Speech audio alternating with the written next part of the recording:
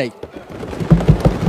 এটা আপনাদের দেউলিয়ত্ব, সরকারের দেউলিয়ত্ব যে সরকার এখনো রাষ্ট্রপতি পরিবর্তন করতে পারছে না। মাননীয় স্পিকার, এই দুর্নীতিবাজ, অপদার্থ, মিথ্যুক, গণহত্যার দোষর এখনো বাংলাদেশের রাষ্ট্রপতি।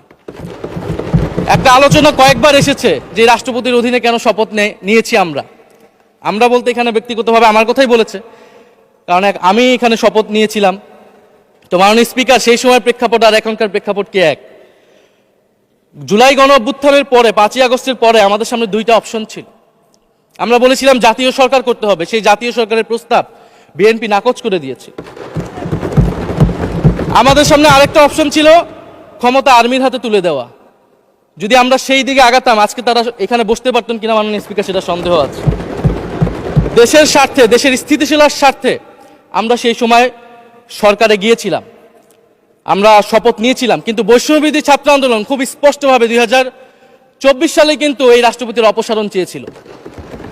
সেই সময় সাংবিধানিক ধারাবাহিকতার কথা বলে রাষ্ট্রপতির পক্ষে অবস্থান নিয়েছিল বিএনপির মহাসচিব মির্জা ফখরুল আলমগীর সাহেব, তিনি নিজেই কথা বলেছিলেন।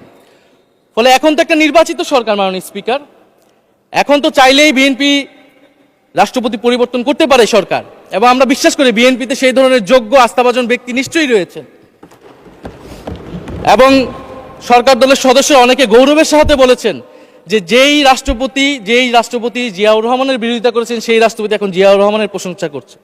মাননীয় স্পিকার, গাধাকে দিয়ে আপনি হাল চাষ করিয়ে এটার মধ্যে কোনো বাহাদুরি নাই। এটা আপনাদের দেউলিয়ত্ব, সরকারের দেউলিয়ত্ব যে সরকার এখনো রাষ্ট্রপতি পরিবর্তন করতে পারছে না। মাননীয়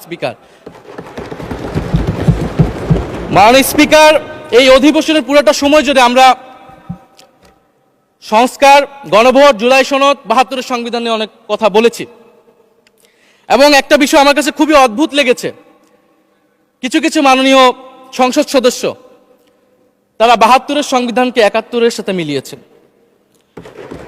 মাননীয় স্পিকার, আমার জানা নেই আসলে তারা কোন বিবেচনা থেকে এটি মিলিয়েছেন। এটা তো সবসময় আওয়ামী লীগ মিলিয়েছে মাননীয় স্পিকার। তারা 72-এর সংবিধানকে 71-এর ফসল হিসেবে 71-এর চেতনার সাথে মিলিয়েছে। 72-এর মূলনীতিকে 71-এর মূলনীতি বলে 71-এর আদর্শ হিসেবে